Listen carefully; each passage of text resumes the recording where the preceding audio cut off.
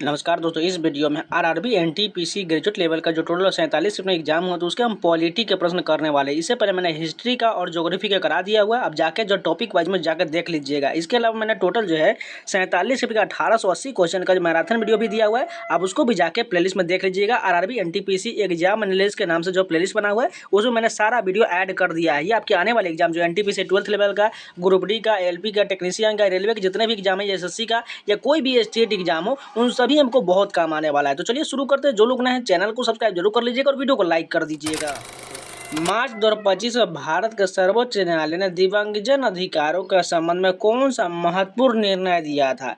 ये जो इसमें कहा गया था, दिव्यांगजन जो अधिकार मौलिक अधिकारों का एक भाग हो जाएगा। नेक्स्ट क्वेश्चन देखिए, अक्टूबर 2024 में भारत सरकार ने जन विश्वास प्रावधान में संशोधन अधिनियम 2023 के तहत नियमों को अधिसूचित किया। इस कानून का मुख्य उद्देश्य क्या हो जाएगा? अक्टूबर 2024 में भारत सरकार ने जन विश्वास प्रावधानों में संशोधन अधिनियम 2023 के तहत नियमों को अधिसूचित किया। इस कानून का मुख्य उद्देश्य क्या हो जाएगा? विभिन्न कानूनों के तहत छोटे अपराधों को आपराधिक दंड से सिविल दंड में परिवर्तित करना इसका उद्देश्य था। नेक्स्ट क्वेश्चन है कि सितंबर 2024 में भारत सरकार ने एक राष्ट्र एक चुनाव प्रस्ताव की व्यवहार्यता और कार्यान्वयन की जांच के लिए किस व्यक्ति की अध्यक्षता में एक उच्च स्तरीय समिति का गठन किया था? ये जो है रामनाथ कोविंद समिति का गठन किया गया था। मार्च 2025 भारत की संसद ने बिल ऑफ लैंडिंग विधेयक 2025 पारित किया।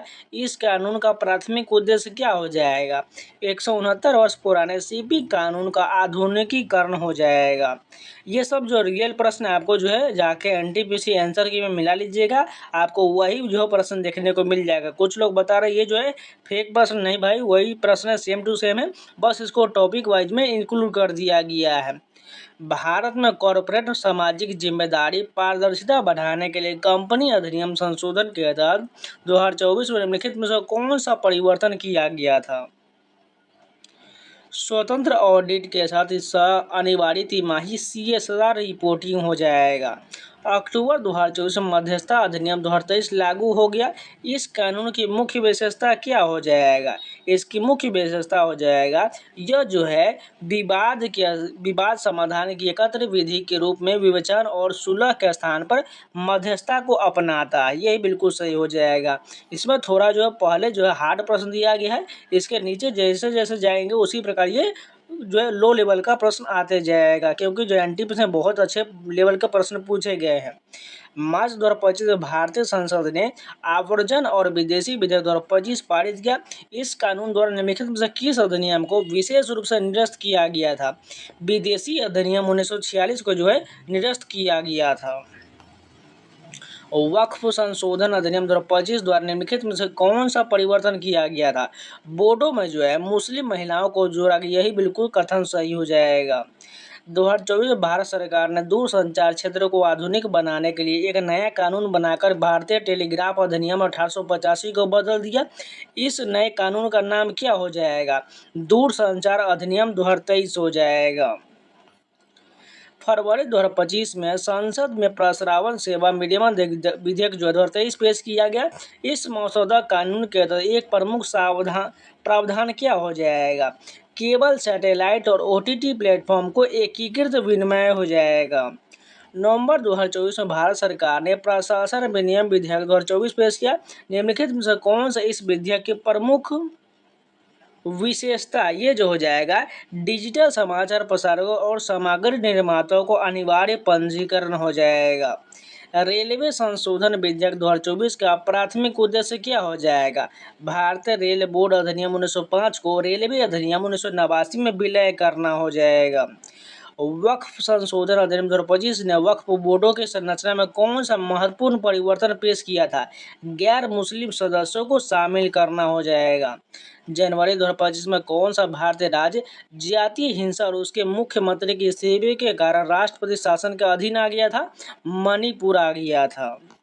मार्च 2025 में भारत सरकार ने वक्फ संशोधन अधिनियम पारित किया, जिसके कारण देश भर में विरोध प्रदर्शन हुआ। किस संगठन ने विरोध प्रदर्शन का नेतृत्व किया और विधेयक को असंवैधानिक और अलोकतांत्रिक बताया था? All India Muslim personal law board ने किया था।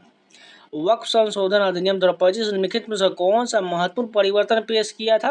वक्फ बोर्ड में कम से कम 2 मुस्लिम महिलाओं को प्रतिनिधित्व जो है अनिवार्य हो गया था।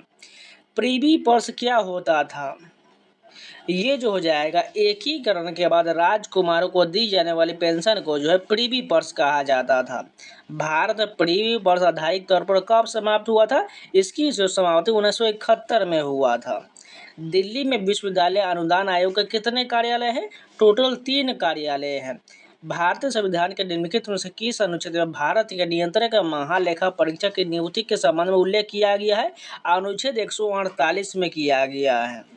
भारत के नियंत्रक एवं महालेखा परीक्षक किसी राज्य के लेखा से संबंधित रिपोर्ट निम्नलिखित में से किसे सौंपा जाएगा?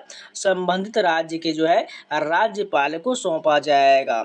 भारतीय संविधान के निम्नलिखित में से किस अनुच्छेद में भारत के राष्ट्रपति को वार्षिक रूप से प्रतिवेदन प्रस्तुत करने के संघ लोक सेवा आयोग के कर्तव्य के बारे में उल्लेख किया गया है? अनुच्छेद 323 में कहा गया है।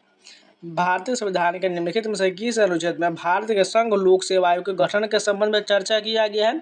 अनुच्छेद 315 में जो है संघ लोक सेवा आयोग के गठन की चर्चा किया गया है। भारतीय संविधान के निम्नलिखित में से किस अनुच्छेद में भारत में निर्वाचन आयोग की स्थापना का उल्लेख है? अनुच्छेद 324 में निर्वाचन आयोग के गठन का उल्लेख है।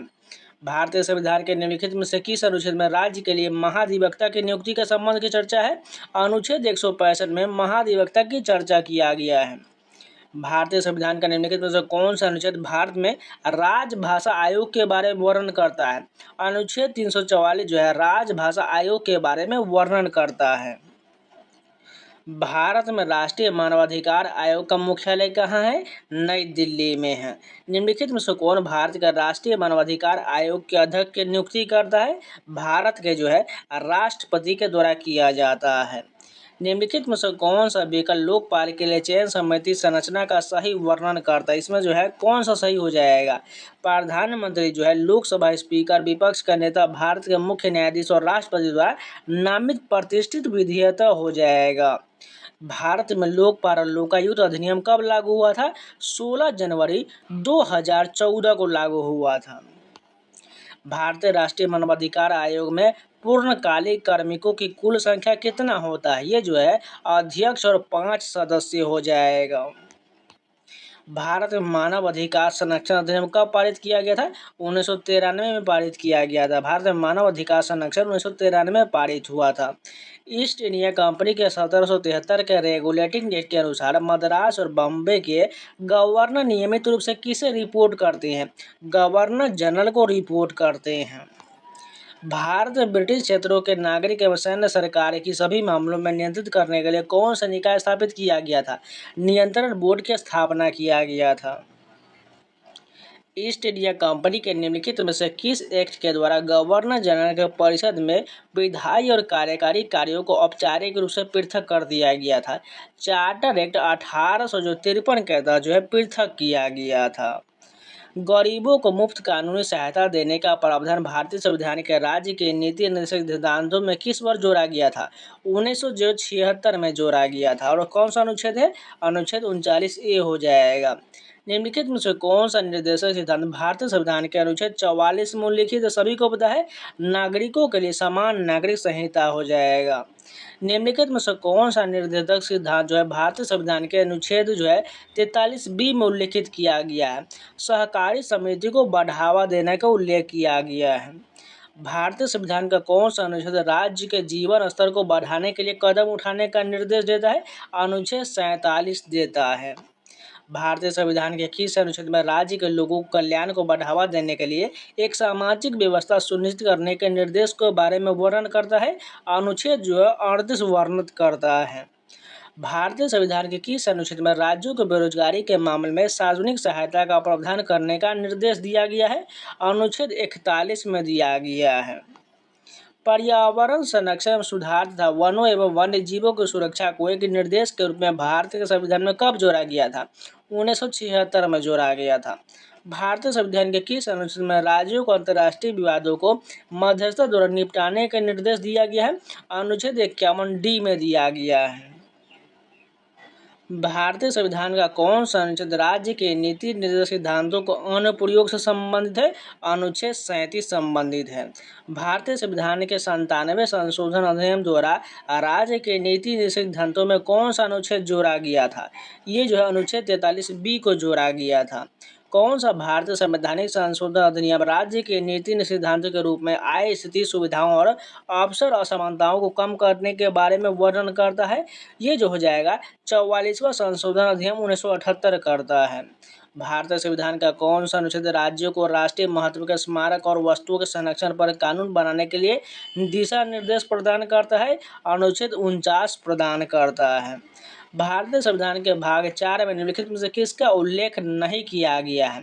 अभिव्यक्ति के जो है माध्यम के रूप में हिंदी भाषा को बढ़ावा देना, इसका उल्लेख नहीं किया गया है। भारतीय संविधान के 42वें संविधान संशोधन अधिनियम द्वारा राज्य नीति निर्देशक कौन सा सिद्धांत नहीं जोड़ा गया था?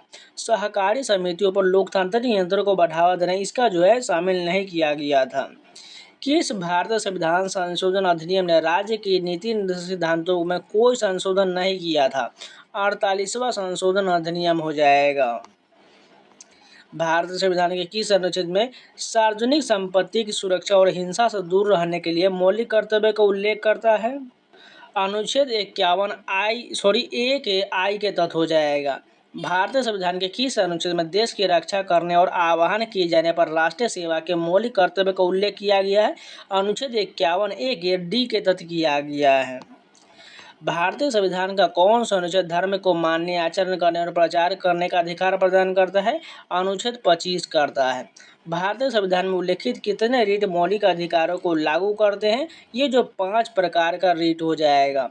निम्नलिखित में से कौन सा रीट भारतीय संविधान में उल्लेखित जीवन और व्यक्तिगत स्वतंत्रता के अधिकार की रक्षा करता है?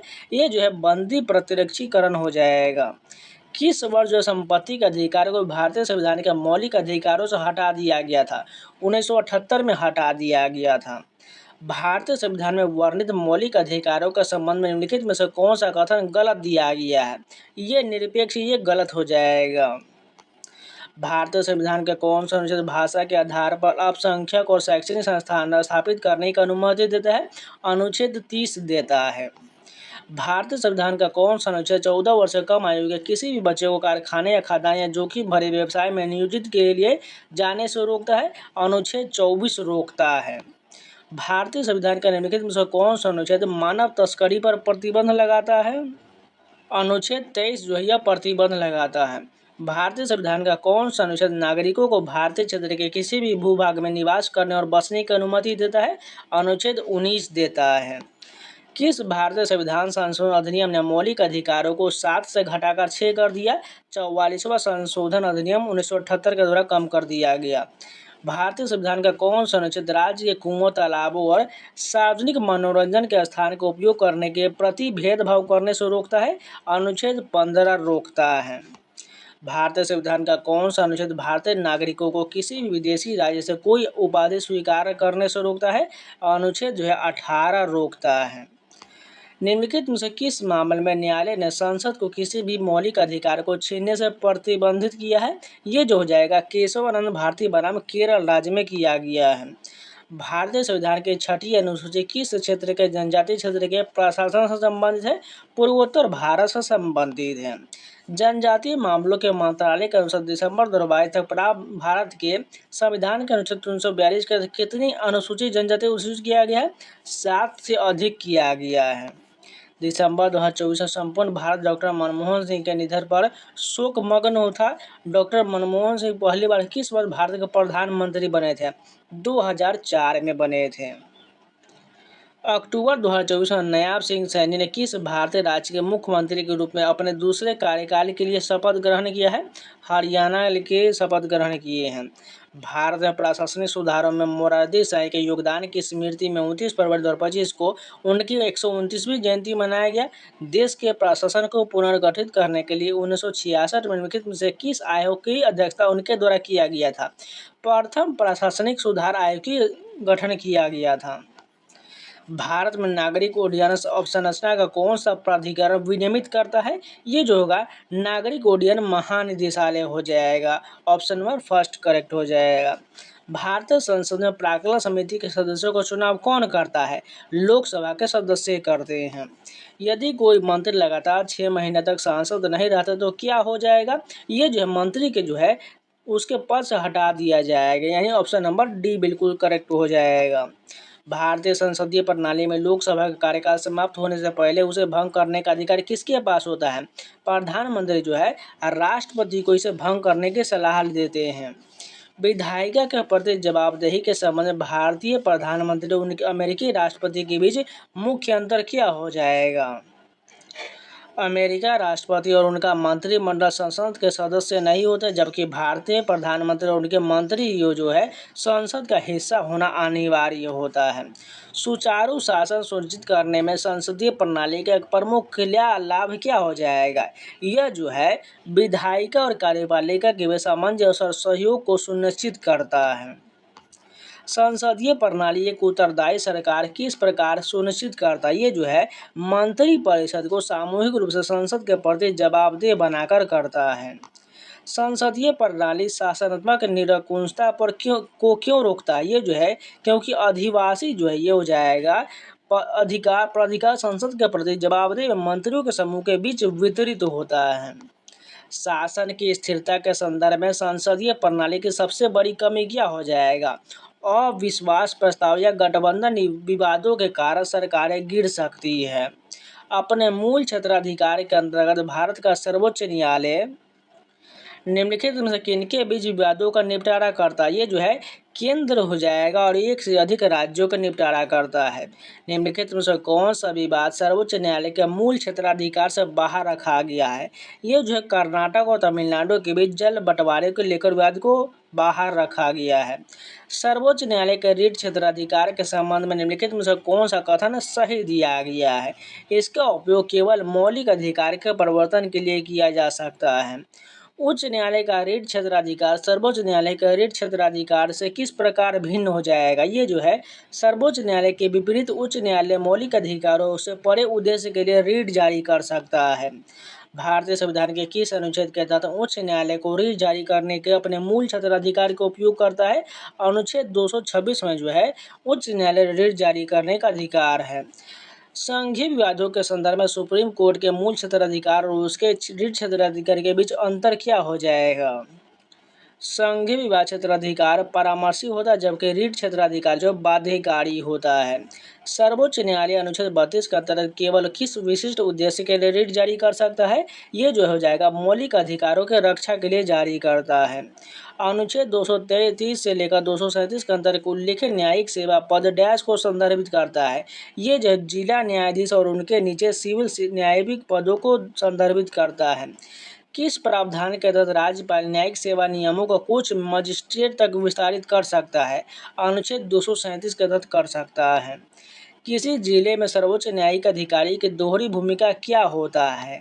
ये जो हो जाएगा दीवानी मामलों के लिए जिला न्यायाधीश और फौजदारी मामलों के लिए सत्र न्यायाधीश के रूप में कार्य करना। सत्र न्यायाधीश द्वारा पारित निम्नलिखित में से किस दंड में उच्च न्यायालय द्वारा अनिवार्य पुष्टि की आवश्यकता होता है? ये जो मृत्यु दंड हो जाएगा। अधीनस्थ न्यायपालिका में किस न्यायालय को दीवानी मामलों में असीमित आर्थिक अधिकारता प्राप्त है? जिला न्यायालय के न्यायाधीश को प्राप्त है। मुख्य न्यायिक मजिस्ट्रेट द्वारा अधिकतम कितनी अवधि के कारावास की सजा दिया जा सकता है? 7 वर्ष की सजा दिया जा सकता है। लघु वाद न्यायालय के संबंध में लिखित में से कौन सा कथन सही दिया गया है? इसके निर्णय जो होते हैं अंतिम होते हैं, लेकिन उच्च न्यायालय के संशोधन के अधीन होता है। गरीबों के लिए निःशुल्क कानूनी सहायता का प्रावधान किस संवैधानिक अनुच्छेद में किया गया है? अनुच्छेद 39A में किया गया है। निःशुल्क कानूनी सहायता भारतीय संविधान के किस भाग का हिस्सा है? निर्देशक सिद्धांत का हिस्सा यानी DPSP का हिस्सा है। कौन सा संवैधानिक प्रावधान राज्य को यह सुनिश्चित करने का निर्देश देता है कि किसी भी नागरिक को आर्थिक या अन्य अक्षमताओं के कारण न्याय से वंचित नहीं किया जाएगा? अनुच्छेद 39A में कहा गया है।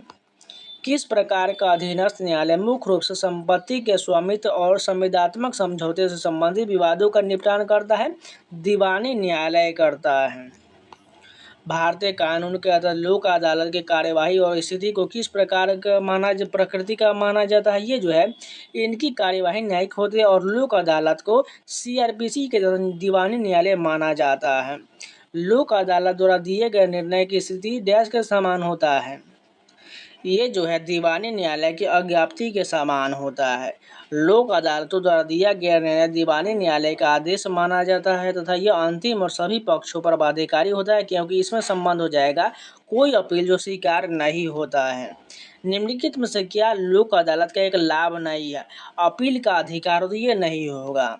निम्नलिखित में से किसका निपटारा लोक अदालत में किया जा सकता है? समझौते योग्य अपराध जो है निपटारा किया जा सकता है।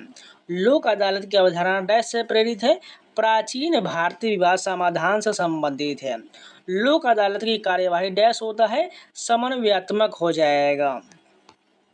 राष्ट्रीय विधिक सेवा प्राधिकरण जो अन्य विधिक सेवा संस्थानों के साथ लोक अदालतों का संचालन करता है का गठन किस अधिनियम के तहत किया गया था? विधिक सेवा प्राधिकरण अधिनियम 1987 के तहत किया गया था। 2002 में विधिक सेवा प्राधिकरण अधिनियम में संशोधन का मुख्य उद्देश्य क्या हो जाएगा? ये जो है सार्वजनिक उपयोगिता सेवा विवादों के लिए अस्थायी लोक अदालतें स्थापित करना हो जाएगा। विधिक सेवा प्राधिकरण अधिनियम 1987 की धारा 22B के तहत अस्थायी लोक अदालत के संबंध में लिखित में से कौन सा कथन सत्य दिया गया है? अस्थायी लोक अदालत का एक निश्चित मैट्रिक सेवा का तक मामलों की सुनवाई कर सकते हैं, 1 करोड़ रुपए तक के मामलों की सुनवाई कर सकता है। न्यायिक समीक्षा के सिद्धांत की उत्पत्ति किस देश से माना जाता है? संयुक्त राज्य अमेरिका से माना जाता है। किस ऐतिहासिक मामले में पहली बार संवैधानिक कानून में न्यायिक समीक्षा के सिद्धांत को लागू किया गया था? ये जो हो जाएगा मारबरी बनाम मेडिसिन मामला में किया गया था। भारत में न्यायिक समीक्षा के निम्नलिखित में से किसके रूप में माना जाता है? ये जो हो जाएगा कानूनों और कार्यकारी आदेशों की संवैधानिकता पर निर्णय देने की न्यायपालिका की शक्ति के रूप में होता है। न्यायमूर्ति सैयद शाह मोहम्मद कादरी द्वारा वर्गीकृत निम्नलिखित में से कौन सा न्यायिक समीक्षा की श्रेणी नहीं है? सर्वोच्च न्यायालय उच्च न्यायालय में न्यायिक नियुक्तियों की न्यायिक समीक्षा ये नहीं होगा। कौन सा मामला सर्वोच्च न्यायालय द्वारा 1999 संविधान संशोधन को रद्द करने संबंधित है? Supreme court advocate on record association case 2015 हो जाएगा।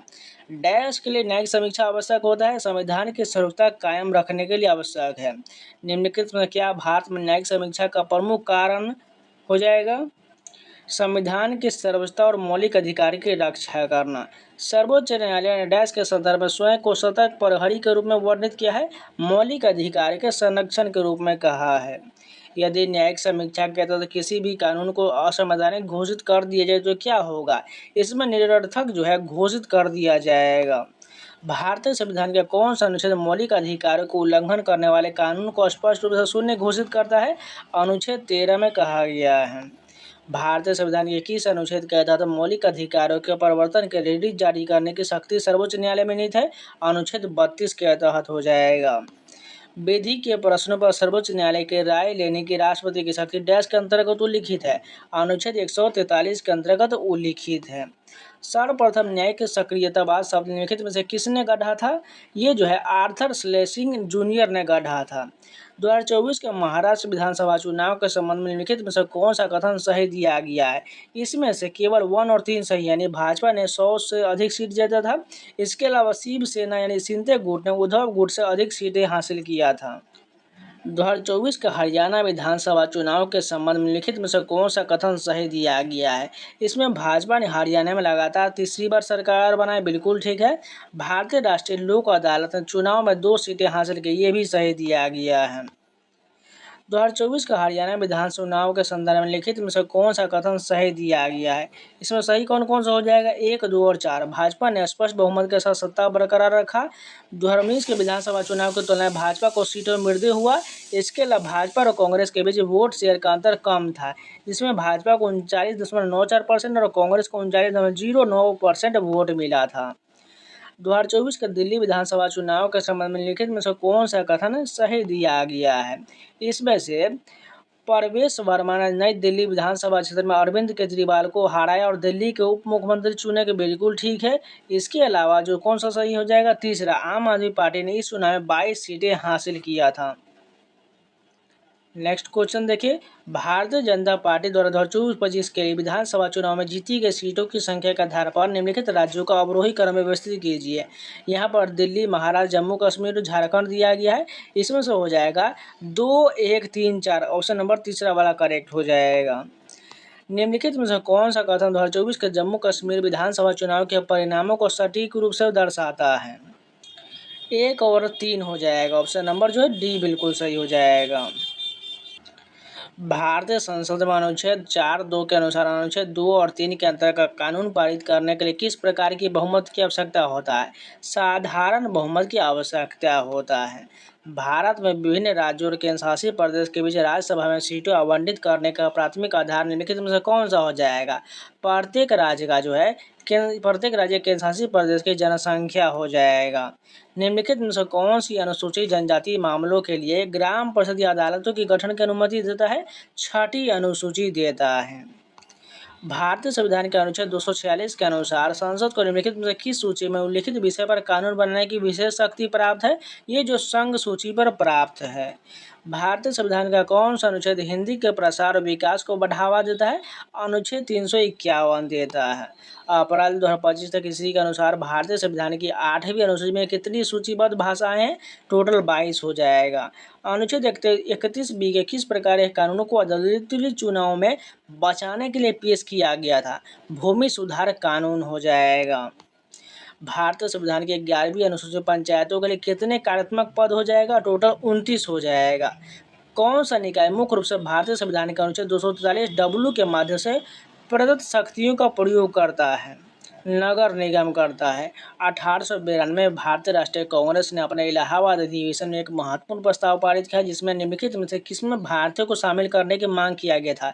विधान परिषद में शामिल किया गया था। संविधान में नागरिकता संबंधी प्रावधान कब लागू किया गया था? 26 नवंबर 1949 को किया गया था। भारतीय संविधान का कौन सा अनुच्छेद सांसद को कानून द्वारा नागरिकता के अधिकार को विनियुक्त करने की शक्ति प्रदान है? अनुच्छेद 11 के तहत है। विदेश में रहने वाले भारतीय मूल के लोग अनुच्छेद 8 के अंतर्गत भारतीय नागरिकता के लिए कहाँ आवेदन कर सकते हैं? अपने निवास देश के भारतीय दूतावास में कर सकते हैं। नागरिकता अधिनियम 1955 के अंतर्गत निम्नलिखित में से किसकी अनुमति नहीं होता है? दोहरी नागरिकता की अनुमति नहीं है। भारत में 12 वर्ष तक रहने वाले कोई विदेशी व्यक्ति भारतीय नागरिकता कैसे प्राप्त कर सकता है? नागरिककरण द्वारा प्राप्त कर सकता है। 2003 संशोधन के बाद भारत ने नागरिकता में किस सिद्धांत का अधिक सख्ती से पालन शुरू कर दिया था? रक्त संबंधी नियम से कर दिया था। नए जोड़े गए क्षेत्रों में लोगों को नागरिकता का निर्णय कौन सा प्राधिकरण करता है? केंद्र सरकार करता है। कौन सा समझौता नागरिक संशोधन अधिनियम 1985 से संबंधित है? असम समझौता हो जाएगा। जब कोई भारतीय नागरिक अपनी नागरिकता का त्याग करता है तो क्या होता है? वह अपनी भारतीय नागरिकता खो देता है। यदि कोई भारतीय नागरिक स्वेच्छा से किसी अन्य देश का नागरिक बन जाए तो उसकी भारतीय नागरिकता स्वतः ही समाप्त हो जाएगा। 2015 के संशोधन द्वारा नागरिकता अधिनियम में कौन सा मुख्य परिवर्तन किया गया था? PIO और OCI कार्ड योजनाओं का विलय किया गया था। 2019 के नागरिकता संशोधन अधिनियम के तहत कितने धार्मिक समुदाय शामिल है? 6 शामिल है। भारतीय नागरिकता के संदर्भ में OCI का अर्थ क्या हो जाएगा? ओवरसीज सिटीजन ऑफ इंडिया हो जाएगा। नागरिकता संशोधन अधिनियम 2019 के अंतर्गत प्रवासियों के लिए पात्र होने की निर्धारित तिथि क्या हो जाएगा? 31 दिसंबर 2014 हो जाएगा। भारतीय नागरिकता आवेदन करने के लिए CA 2019 के अंतर्गत निम्नलिखित में से कौन सा दस्तावेज आवश्यक नहीं है? जन्म प्रमाण पत्र आवश्यक नहीं है। तो आज के लिए नहीं रखते, इसका नेक्स्ट पार्ट आपको कल मिल जाएगा। इसमें बहुत जो अटपटे प्रश्न थोड़ा कराने में भी डिस्टर्ब हो रहा है। इसको जो मैं आपको PDF दे दूंगा, आप जो वहाँ से इसको रिवीजन कर लीजिएगा। या आप जो है मैराथन वीडियो दिया होगा टोटल 47 का 1880 क्वेश्चन का, उसको जाकर देख लीजिए, उसमें कंप्लीट वीडियो मिल जाएगा। उसको जाकर जरूर देख लीजिएगा। अगर आप लोगों को वीडियो पसंद है तो लाइक जरूर कर दीजिएगा, अगर नहीं तो चैनल को सब्सक्राइब जरूर कर लीजिएगा और टेलीग्राम ज्वाइन कर लीजिएगा। वहाँ पर आपको सारा PDF दे दिया जाएगा। स्कैनर आ रहा होगा, स्कैन कर लीजिएगा, जाकर ज्वाइन कर लीजिए। तो चलिए मिलते हैं नए वीडियो से, तब तक के लिए जय हिंद।